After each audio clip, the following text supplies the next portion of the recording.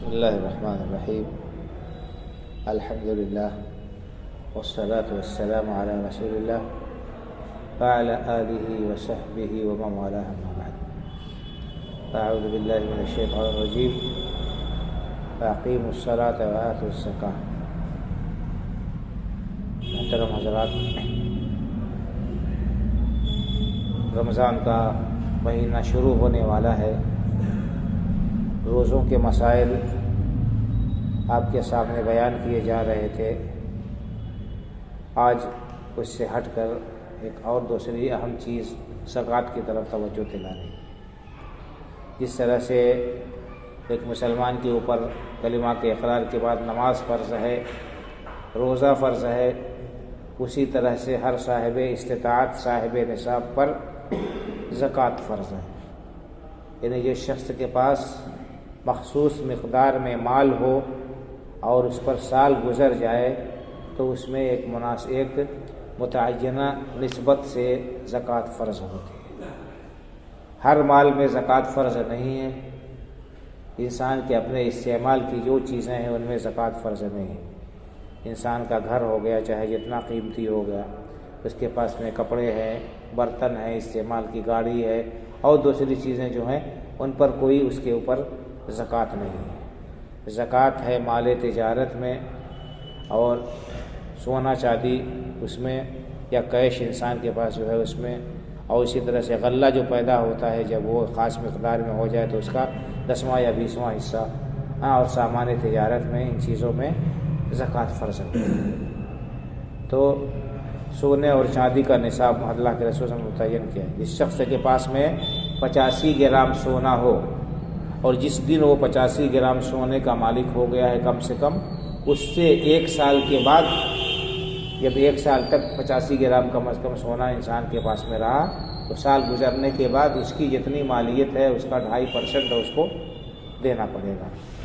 اسی طرح چاندی ہے، چاندی تقریباً 630 گرام چاندی اگر کسی شخص کے پاس میں ہے، چاہے جس صورت میں بھی ہو، کم از کم اتنی ہے، اور سال گزر گیا جس دن وہ مالک ہوا اتنی چاندی کا، اس کے بعد سال گزر گیا تو اس کے اوپر اس کی مالیت کا 2.5% ہے۔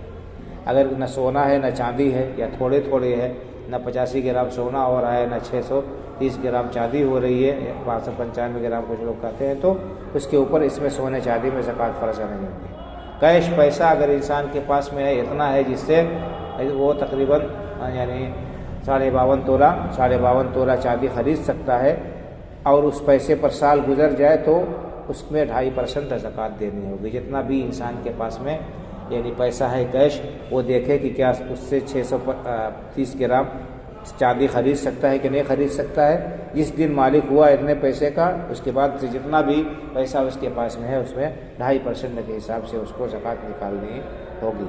اسی طرح سے کسی شخص کے پاس دھندا ہے، بیوپار ہے، کاروبار ہے مختلف چیزوں کا، تو وہ اپنے دکان میں جتنا اسٹاک ہے، اسٹاک کا حساب لگائے گا کہ ہاں کتنی مالیت کا یہ سامان ہے اس کے پاس میں، اس کی مالیت نکال کر اس کے اوپر 2.5% زکوٰۃ نکالے گا۔ یہ زکوٰۃ فرض ہے، اللہ رب العالمین نے فرض کی ہے، اور یہ بھی اسلام کے ارکان میں سے ایک اہم رکن ہے۔ اس کی ادائیگی میں عام طور پر کوتاہی ہوتی ہے۔ اس کا تعلق کسی خاص مہینے سے نہیں ہے۔ عام طور پر رمضان کا مہینہ چونکہ سب کو یاد رہتا ہے کہ یہ شروع ہو گیا، اس لیے لوگوں نے رمضان کے مہینے میں اور اس مہینے میں نیکی و بھلائی کا جو ہے جذبہ بھی لوگوں کے اندر رہتا ہے، تو اس اعتبار سے لوگوں نے رمضان کے مہینے کو متعین کر دیا ہے زکوٰۃ نکالنے کے لیے۔ تو یہ کوئی ضروری نہیں ہے، سال پورا جس دن ہوا، اگر کسی کے پاس میں محرم کے مہینے میں ہوتا ہے پیسہ تو محرم کے مہینے میں اس کے اوپر زکوٰۃ فرض ہوگی۔ کسی کو اگر ربیع الاول ہی کے مہینے میں اس کو پیسہ مل جاتا ہے تو اگلے سال ربیع الاول کے مہینے میں اس کے اوپر زکوٰۃ اس جو ہے فرض ہو جائے گی۔ تو بہرحال ہمیں چاہیے کہ ہم اپنے مالوں کی زکوٰۃ نکالیں، اور اگر کوئی صاحب نصاب نہیں ہے تو اسے چاہیے کہ وہ اللہ کے راستے میں صدقہ کرے۔ صدقہ، نفلی صدقہ یہ ہے انسان کو کرنا چاہیے، اس کی بڑی فضیلت آئی ہے، اس کا بڑا ثواب آیا ہے، اور اللہ کے رسول نے فرمایا کہ قسم کھائی ہے اپنے کہ صدقہ کرنے سے مال میں کمی واقع نہیں ہوتی ہے۔ صدقہ کرنے سے مال میں کمی واقع نہیں ہوتی ہے، صدقہ کرنے سے مال میں اضافہ ہوتا ہے۔ زکوٰۃ کے معنی آتے ہیں بڑھاوے کے، ترقی کے، تو زکوٰۃ کو زکوٰۃ اسی لیے کہتے ہیں کہ اس کی وجہ سے مال میں برکت ہوتی ہے، اللہ رب العالمین اس مال کی حفاظت فرماتے ہیں، اس کے اندر برکت ہوتی ہے۔